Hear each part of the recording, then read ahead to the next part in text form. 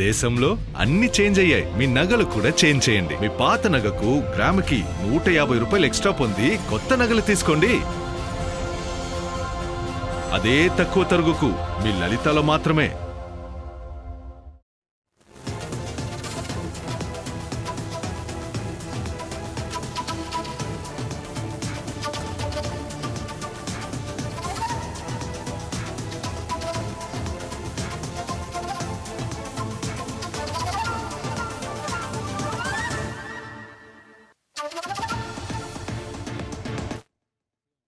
వాయవ్య బంగాళాఖాతంలో ఏర్పడిన అల్పపీడనం మరింత బలపడి వాయుగుండంగా మారింది. ఈ వాయుగుండం ఉత్తర ఒడిశా, పశ్చిమ బెంగాల్ తీర ప్రాంతాల్లో కేంద్రీకృతమై ఉన్నట్లు ఆంధ్రప్రదేశ్ రాష్ట్ర విపత్తుల నిర్వహణ సంస్థ వెల్లడించింది. ప్రస్తుతం ఇది ఒడిశాలోని బలోసోర్కు 50 కిలోమీటర్ల దూరంలో, చాంద్బలి, దిగాల్కు చెరో 60 కిలోమీటర్ల దూరంలో కేంద్రీకృతమై ఉందని అధికారులు తెలిపారు. ఈ వాయుగుండం పశ్చిమ వాయువ్య దిశగా కదులుతూ రానున్న 24 గంటల్లో చాంద్బలి, దిగా మధ్య బాలాసోర్ సమీపంలో తీరాన్ని దాటే అవకాశం ఉందని అంచనా వేస్తున్నారు. దీని ప్రభావంతో ఉత్తరాంధ్రలోని 1-2 చోట్ల భారీ వర్షాలు కురిసే అవకాశం ఉందని అధికారులు తెలిపారు.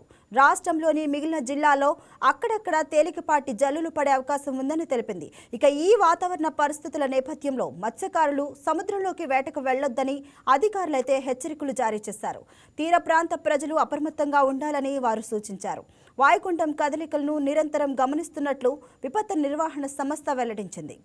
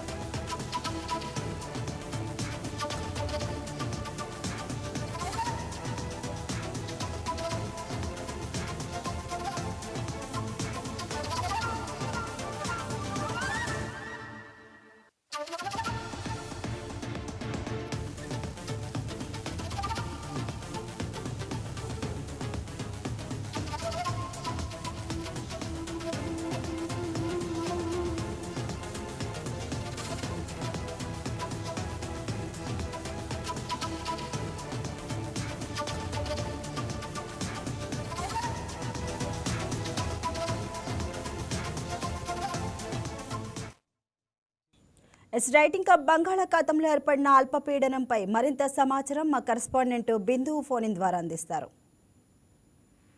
బిందు, ప్రస్తుతం మరి వాయుగుండ ప్రభావం ఆంధ్రప్రదేశ్లో ఏ జిల్లాలపై ఎక్కువగా ఉండే అవకాశం ఉందని అధికారులు చెప్తున్నారు? వాయవ్య బంగాళాఖాతంలో ఏర్పడిన అల్పపీడనం మరింత బలపడి వాయుగుండంగా మారింది. అయితే ఈ నేపథ్యంలో వాయుగుండం ఉత్తర ఒడిశా, పశ్చిమ బెంగాల్ ఆ తీర ప్రాంతాల్లో అయితే ఇది కేంద్రీకృతమైందని తెలుస్తుంది.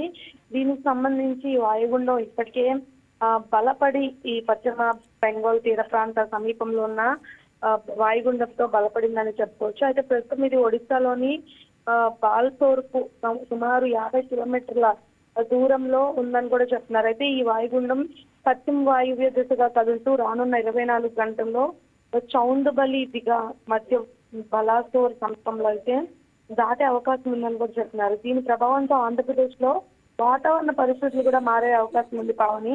ఎందుకంటే ముఖ్యంగా ఉత్తరాంధ్ర జిల్లాలోని 1-2 ప్రాంతాల్లో భారీ వర్షాలు కురిసే అవకాశం ఉందని కూడా అధికారులు హెచ్చరించారు.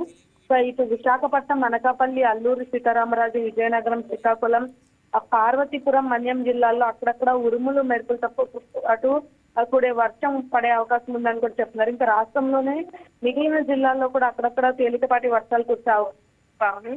అయితే ముఖ్యంగా చూసుకుంటే ఆ తీర ప్రాంత ప్రజలు ఎవరైతే ఉన్నారో వారందరూ కూడా తగిన జాగ్రత్తలు తీసుకోవాలని, మత్స్యకారుల వేటలకు వెళ్ళొద్దని కూడా హెచ్చరించారు.